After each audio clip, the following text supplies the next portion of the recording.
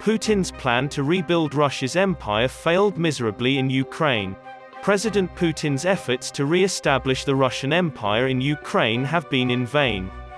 Withdrawal of Russian troops from Ukraine and the annexation of Crimea, as well as the strengthening of the West, were major blows to Russia's global standing. Russian gains made over 3 decades have been undone in less than a month due to Putin's strategic error and fierce resistance from Ukraine. As expected, Russia's full-scale invasion of Ukraine backfired. It bolstered Ukrainian nationalism, solidified NATO, unified the EU, and brought together democracies all over the world to resist Russian imperialism. Defending Ukraine, strengthening European democracies, and liberating Russian citizens from Putin's brutal and oppressive regime require all the tools at our disposal.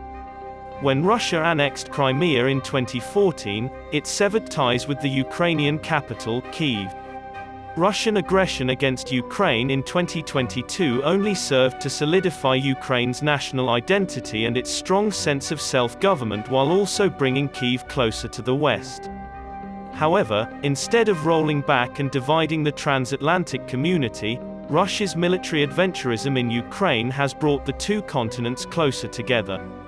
It also influenced the militarily non-aligned Nordic states' foreign policy, as most Finns and Swedes are becoming more inclined to join the alliance. For the first time in decades, the European Union was revitalized by Russia's unprecedented aggression. The Russia-Ukraine conflict transformed the EU into a geopolitical power, whereas before the conflict, Brussels had largely ignored power politics and focused on economic and trade issues. Russia has not only been subjected to a slew of crippling sanctions, but the European Union has also increased military spending and taken concrete steps to reduce its dependence on Russian fossil fuels.